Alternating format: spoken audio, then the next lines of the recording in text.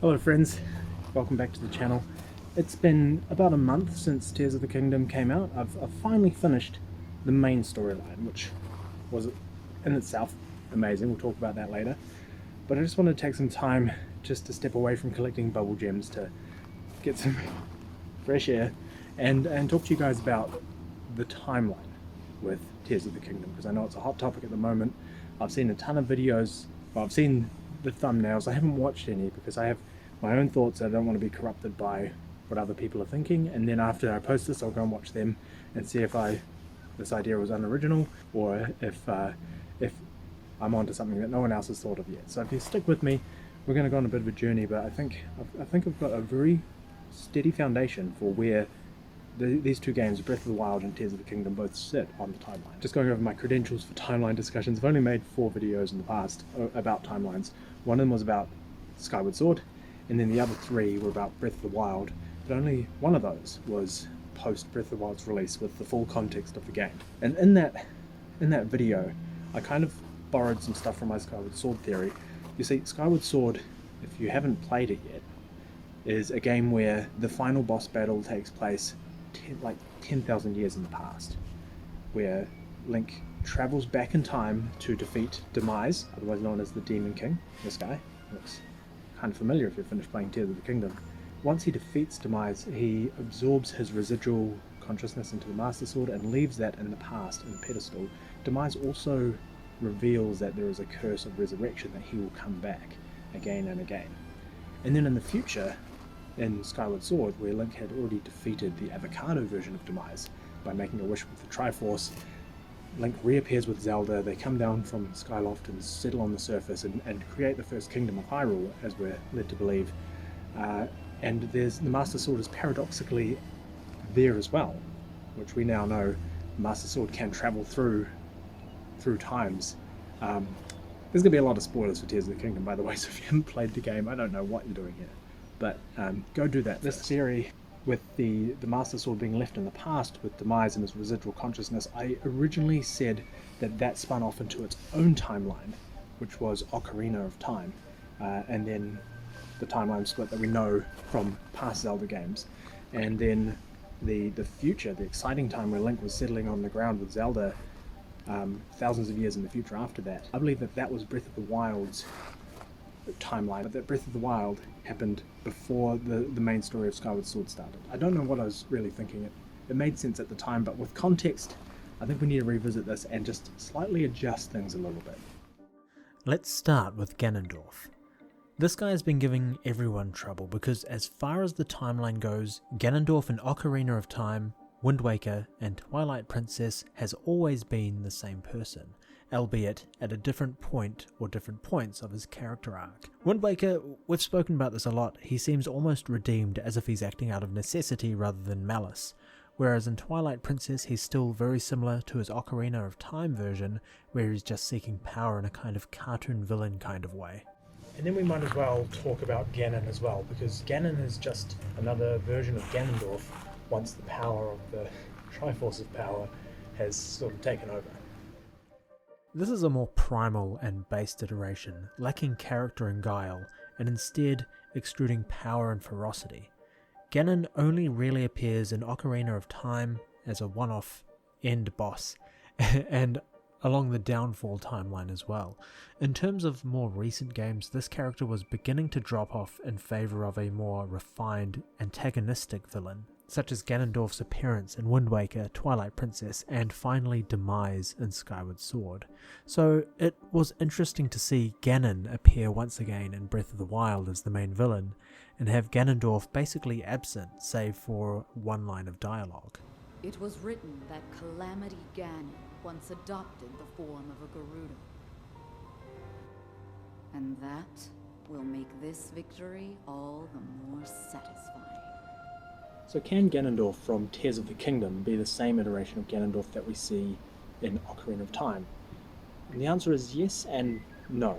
And I know that doesn't make a lot of sense. The more technical answer is that it has to do with reincarnation, but not like what we see with Link and Zelda, the reincarnation of the spirit of the hero and the spirit of Hylia over and over again, and you get hundreds of versions of Links that are descendants of previous Links, and same with Zelda. It has more to do with the reincarnation of Demise from different points in the timeline. Because the Legend of Zelda spans across a huge time frame and different timelines as well, there are, like with Spider-Man, canon events that need to happen over and over again. You've got a boy finding a magic sword either in the forest or sealed away in a temple. He's needing to save a princess, and they need to seal away a dark wizard man, beast, thief, king. But it's kind of like what George Lucas said when he was creating the prequel trilogy for Star Wars. You see the echo of where it all is going to go. And instead of destroying the Death Star, he destroys the ship that controls the robots. Again, it's like poetry, so if they rhyme. Mm-hmm. Every stanza kind of rhymes with the last one. Hopefully it'll work. One event that really got my mind down this track and started this whole theory is a scene that's happened twice before in the timelines, and that's Ganondorf pledging his false allegiance to the Kingdom of Hyrule. So we see this first of all in Ocarina of Time, the first time we ever meet Ganondorf as a character in the story, and we see it again in Tears of the Kingdom in a flashback memory that you can find with one of the glyphs. So how can these two scenes be so similar and yet so different? In one, you've got a young Ganondorf pledging his allegiance to the King of Hyrule, who we never meet, but we know is the father of Zelda, a Hylian, just a regular man, and Hyrule in the story has a rich and long and bloody history. Whereas in Tears of the Kingdom, Ganondorf is pledging his allegiance to Rauru, who is a goat man. He's a Zonai. And in this story, we've been told that Hyrule has only just been founded. It may only be one generation of Hylians old, or potentially older, because who knows, maybe at that time, because of the coupling of Zonai and Hylians, their life expectancy was a bit longer. But we have to assume that they haven't been around that long, and that this Ganondorf, who has just started expanding and campaigning as he comes into power with the Gerudo, has just met them for the first time on the borders of his lands, and he couldn't defeat them with strength as he normally would, so he's resorting to guile and deception. How are these two events able to happen and be so similar? Well, let's get into that. And to do that, we do need to go back to Skyward Sword one last time and start from there. The thing about Skyward Sword that gets very underappreciated is the fact that it takes place across two distinct time periods, or maybe even three. It's not super clear, and I will validate that comment in just a moment. But for clarity's sake, there is a time period where the main story takes place, the point in time where Link and Zelda live in Skyloft and Link attends the Knight Academy. Let's call that Year Zero on the timeline. Then there is the time period that we see in the Naru Desert where the timeshift stones transport you to when they're struck, which is sometime in the past, and it could be anywhere from a couple of 100 years to a couple of 1,000 years, -0. This doesn't really matter in this context, but I just wanted to point out that this is a thing that we need to think about. And then there is the time frame at the end of the Door of Time, which Impa herself states is thousands of years in the past. So let's round that up to -10,000, just because the Zelda lore now likes to take 10,000s of years between significant events, and it is implied that it could be somewhere within this realm. It could be slightly less, could be slightly more. We're just going to postulate a bit and use this number. At the end of the game, two significant events happen, which I have spoken about, but we will just go over one last time. The first is that in the Year Zero timeline, there is a wish made on the Triforce to destroy Demise. And this is while he's in his avocado form. He is crushed by a large portion of Skyloft. The second event happens in the past, in the year -10,000 timeline, where Zelda is kidnapped and her power is used to bring Demise to his full strength, and then Link manages to kill him with the completed Master Sword. This Demise explains that he will reincarnate and come back to defeat Link and Zelda's descendants, and that it is a curse. So here's where we're going to have to speculate just a little bit, but if you follow me on this, I think we'll find a very firm placement for the Tears of the Kingdom storyline on the timeline. The reincarnation of Demise seems more like a failsafe than an actual curse that he is establishing. It is part of the divine prank, or rhythm of the universe. Link and Zelda never had to consciously will themselves to reincarnate at the end of their lives. The spirit of the hero and Hylia's avatar always reappear when Demise's reincarnation is close to returning to power. So Should we therefore not consider that the avocado version of Demise that died in the Year Zero timeline wouldn't reincarnate as well?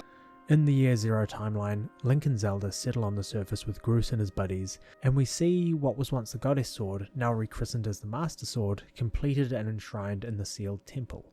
Hyrule Historia would suggest that this location becomes the Temple of Time from Ocarina of Time, where the blade next appears. Is it safe for us to assume that from this point in the game, in this timeline, that the original timeline we know from pre-2011 unrolled as we fully expect, with the rise of Ganondorf and Ocarina several generations later, or potentially several centuries, and then each split timeline from that point ending with Ganondorf or Ganon being seemingly killed or dispatched?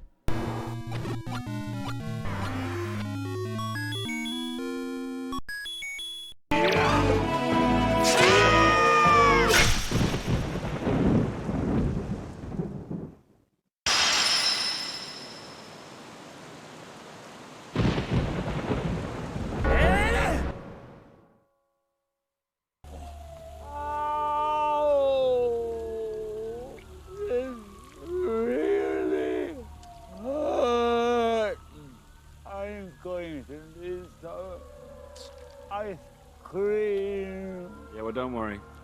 There's plenty of ice cream at the station. And does this then mean that the reincarnation that Demise spoke of at his defeat in Skyward Sword in the year -10,000 timeline result in a different Ganondorf being born as his reincarnation?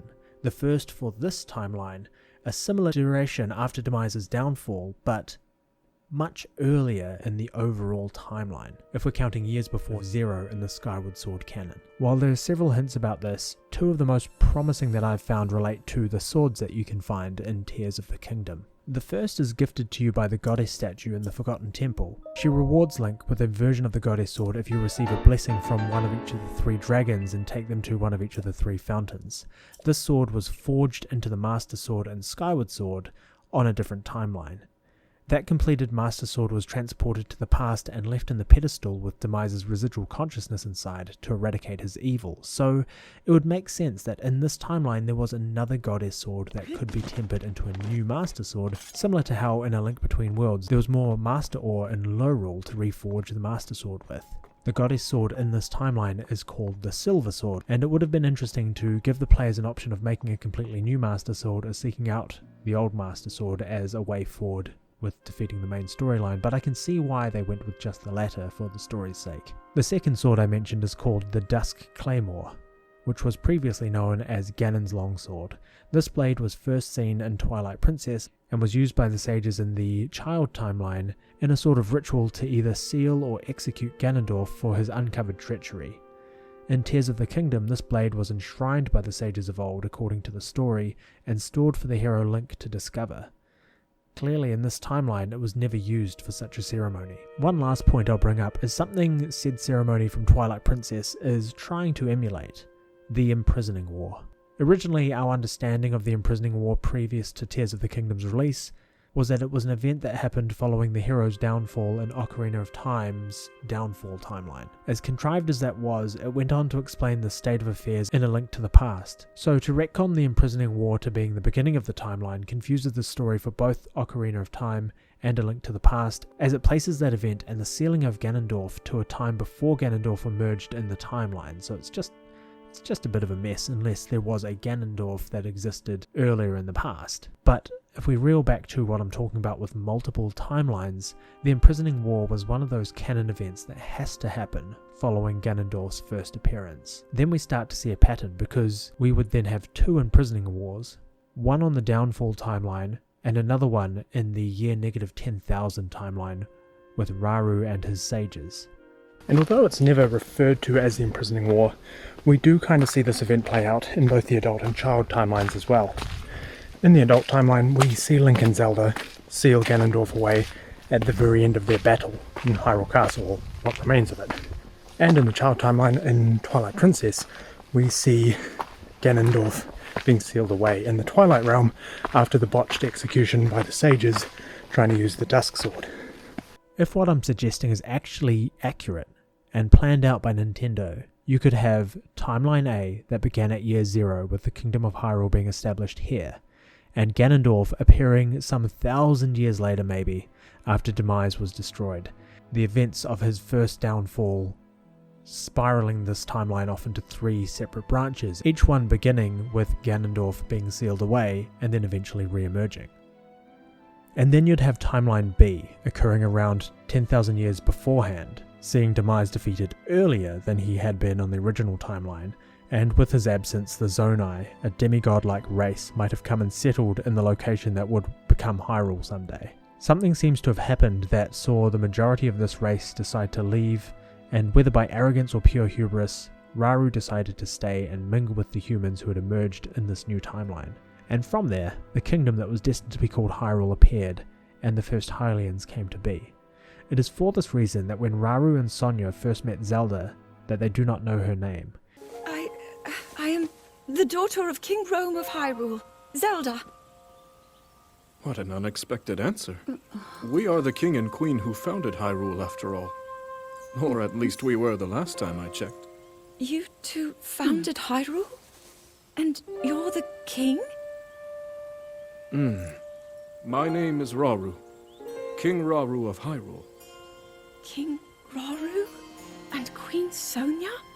If Rauru and Sonia had indeed appeared on this world after the events of Skyward Sword on the year 0 timeline to establish the Kingdom of Hyrule and then become the first king and queen, the name Zelda would have been embedded in their history. And I also do not believe that Ganondorf could have appeared before the Skyward Sword events, because it just messes everything up. It doesn't seem to work out. The only way that I can satisfy this nagging fact is to place Rauru's Kingdom of Hyrule on a different timeline where there is plausible room for it to emerge before Minish Cap or Ocarina of Time's contemporary timeline due to the threat of Demise being neutralized. But then also allow the occupants of that timeline to have no previous memory of a person named Zelda, because in this timeline she would have never lingered or remained behind. She was only there for a very short amount of time. Unfortunately, it can't be as simple as just that. This timeline, the timeline from year -10,000, or Timeline B as I've been referring to it just to make it a bit easier, is riddled with paradox. Tears of the Kingdom reveals that a future incarnation of Zelda had been present and living beyond the veil in the sky in the form of an immortal dragon with a version of the Master Sword embedded in her brow all throughout the events of the first and second Calamity.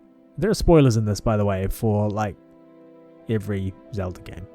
And that's not to mention the history of the Sheikah in these games. In Breath of the Wild, they had a huge history, a rich history with a very robust technological prowess. In this game, that is absent. And how could they have achieved all of that and have missed all of the Zonai monuments and structures that are present in the Tears of the Kingdom? How do those two cultures coexist without one eradicating the other? Well, that's easy enough to answer, I guess. Because there isn't just one Timeline B. No. There is another. Let's play this out in the most sensible order of things. Ganondorf was born some centuries after Demise was killed in the year -10,000. As he journeyed east to conquer new lands, he met the newly established Kingdom of Hyrule, which he knew he could not defeat with military might alone, and instead pledged an allegiance until he could somehow get his hands on the secret of their power. He got close so he could discover the secret behind the Zonai secret stones, and was then sealed away by the first king of Hyrule, Rauru, after he killed Sonia and used her stone to bring monsters into the world. Rauru passed away in the imprisoning war, but his kingdom went on, and the descendants of his people adapted the Zonai technology into their own workable versions, creating guardians and anticipating the seal holding Ganondorf to falter sometime in the future. Sometime after that point, the dormant power of Ganondorf erupted in the Great Calamity, in the backstory for Breath of the Wild. An incarnation of Link and Zelda, along with the technological prowess of the Sheikah, rose up to meet him and seal him away. If we are to believe the reward for finishing all the shrines in Tears of the Kingdom, the hero's aspect shows us that this version of Link was some sort of Zonai Hylian hybrid. He has traits of both Rauru and the Hylians, and matches perfectly the canvas painting from Breath of the Wild with red hair and green arms while wielding the Master Sword. A further 10,000 years after this, similar events transpired and, well, if you played Breath of the Wild, you know the rest. Aided with the prevalent Sheikah technology and the spirits of the four champions, Link was eventually able to overcome Calamity Ganon, and Zelda awoke her powers and sealed him away. Some years after these events, I want to say 7, just because Zelda and 7 go hand in hand, Link and Zelda are investigating a disturbance under Hyrule Castle and find the original source of the calamity, Ganondorf. During this meeting at the beginning of Tears of the Kingdom, Zelda obtains the secret stone that had been Raru's, as his hand withers away and the seal is finally released, and then Ganondorf wakes up. Here's where the paradox takes place, and this could be triggered from either the point that Zelda connected with the stone and it awoke to her magic, which would make this much easier to explain, or it's more likely triggered at the point that Zelda disappears back in time, which would be more difficult but not impossible for us to comprehend. This paradox is that Ganondorf knows Zelda and recognizes Link's name. Link! Was that the sword that seals the darkness? The blade that shatters so easily against my power cannot save you from me. Zelda. You who carries that fragile sword. A Link. If we take this to be that at the point that Zelda interacted with the secret stone, it was inevitable that she was going to travel back in time and then create the events that would lead to Ganondorf having knowledge of them, then that's fine. We can just move on. But if you're not satisfied with that and you take it from the point that Zelda travels back in time that these events start, then my assumption at this point is that he's aware of them, because during the first calamity, the Great Calamity, he was semi-conscious to who was able to overthrow his calamity form, and that they happened to be named Link, who was wielding the Master Sword, and Zelda, who would have looked and potentially had the same aura as the Zelda that's appeared in front of him. This would be the first Link and Zelda to appear on this new timeline after the original two who travelled back in time to defeat Demise. So for this theory to work, it's one of these two outcomes: Zelda's interaction with the stone, or her travelling back in time, has created a ripple in time. You see, the upheaval, which happens directly after this scene, is never fully explained in the game. It's just something that's referred to as being the main driver for most of the action that happens in the game. Link has to do A because B, which is the upheaval. We're led to believe that the upheaval is referring to simply the emergence of the castle and the opening of the chasms, and also the breaking of the veil in the sky, which revealed the Sky Islands and dropped much debris down to the ground. But I now believe that it was something else. I believe that the upheaval was caused by another timeline split. When Zelda first travelled back in time at the beginning of the game and met Rauru and Sonia in the distant past, this created another timeline split. Sorry, it's getting really muddy over here. Zelda's presence in the past shape very specific events. It is quite an interesting device. This is definitely not from this era. That said, I believe there may be a way to get the travel functionality working here. Similar to Link's return to the child timeline in Ocarina of Time, where he is able to warn Zelda of Ganondorf's deception. King Rauru, I believe that man's heart holds many dark ambitions. She's able to warn Rauru and Sonia about Ganondorf, even if she isn't able to outright pin any blame on him at first. She reaffirms Raru's suspicions that he has within Ganondorf. We also see that the sages of this time are equipped with the champion's weapons from thousands of years in the future. And I believe that this isn't because they were just handed down. This technology shouldn't have existed at this point in time, because if it had, it would have evolved over the 10,000 years or plus between these two timelines. So I believe that these weapons were designed thanks to Zelda's insights. She is very involved in all of the peoples and cultures within her kingdom. It is also her presence that allows Ganondorf to overcome Sonia. Without her being there, it may have taken Ganondorf much longer to obtain a secret stone, but because he's able to copy her image and infiltrate the castle, he puts Zelda and Sonia in a position where he's able to actually strike her. We don't know how this would have played out if Zelda had not been present, again, even though Sonia suspected Ganondorf's treachery.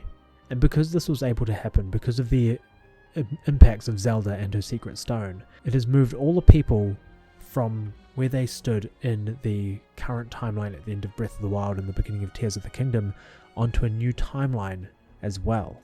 And that is what the upheaval is. It is not just the creation of a new timeline, it is also the shift of the people's consciousness onto the new timeline, and them coming to grips with the change in their reality. The Sky Islands were not simply hidden in the sky, despite what the little girl at the Woodland stables say. They were put there by Zelda after she went to the past and created this new timeline. After Raru's death, she intentionally sought out the sages and told them about Link, and she and Minoru ascended the Temple of Time into the heavens. Without Zelda being in the past, it would have been left to break down after Raru's passing, and then be superseded by Sheikah technology. The Sheikah towers, shrines, and the divine beasts were not broken down to create new Skyview towers as I originally thought. They didn't exist in this timeline because Zelda and Raru were able to learn from each other. She brought the Sheikah technology back into the past and made the Zonai technology that much better with its knowledge. And then the seal that Raru placed on Ganondorf this time around was stronger, meaning that there was potentially even no Great Calamity, and possibly no second calamity, even though the people of Hyrule can remember it. Everyone in this game has moved to a new timeline where Zelda's actions after the sealing of Ganondorf by Raru resulted in a severely different outcome for the people of Hyrule. Zonai technology was largely sealed away in the skies or in the depths, and the Sheikah attempts to emulate this technology was stunted, meaning that they were not able to achieve as much in their technology tree as what we saw in Breath of the Wild. They might have made a couple of Guardians here and there that have now been reused by Purah and Robbie, but they just weren't as prevalent. Likewise, this also explains how ancient peoples were able to make the geoglyphs thousands of years before, and that we never noticed them before Tears of the Kingdom. So that's basically my theory in a nutshell, is that we don't have 3 timelines. We have timeline A that splits into 3, and timeline B that splits in 2. So the total amount of branches on this timeline tree is 5. I know that many people are talking about a timeline convergence and bringing everything back together, but if you look at it this way, the amount of time that passes on this timeline would allow for rogue evolutions of Zora into Rito and have other branches retaining their original form. There is room on this timeline for any number of events to have happened as well, in conjunction with the main storyline. So I know that's a lot to go over in a very short amount of time, and I haven't even spoken about the fact that Sonia and Zelda are identified as blood relatives. I think Sonia mentions that she's blood related to them or a descendant, and there's a lot of implications there as well, because in the game, that this new timeline that I'm proposing that Zelda has created, we never see Raru and Sonia with children. Now, it could be possible that in the 20 minutes or so of their lives that we got to see in flashbacks, they just were with a wet nurse or something, because a lot of the scenes take place in war councils, battles, and scenes of regicide.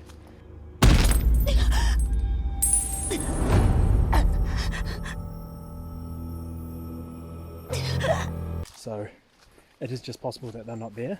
But what if Zelda arrived before they were able to have offspring? And what if somehow she's now altered the bloodline of the royals in Tears of the Kingdom? Don't know. Something to think about. A whole nother video subject there to talk about. But anyway, what do you guys think? Does this satisfy the canon of the game? Does it satisfy the timeline? Do you think it's feasible? I'd love to hear your thoughts down in the comments. Or do you just think that Nintendo, on a surface level, doesn't really care about all this stuff and is just wanting to make fun gameplay and the story comes second? I know they've said that, I know it's out there, but maybe there's someone there who cares enough to try and put these loose links in there so that us weirdos on the internet can try and figure it all out. Anyway, it's been a pleasure jumping back in and making some Zelda content. There are, yes, more map sync videos will be coming in the future once I've just had some time to finish mapping out every little detail, little nugget of truth on those maps. So thanks for joining me. Hopefully this has been a fun video for you guys to watch, and I'll see you guys as soon as I figure out which way I'm going. I think I'm supposed to go down that trail, or that trail, or you could just click here and subscribe. I don't do that. I love everything. Fire spreading all around my room. My world's so bright, it's hard to breathe, but that's alright. Hush.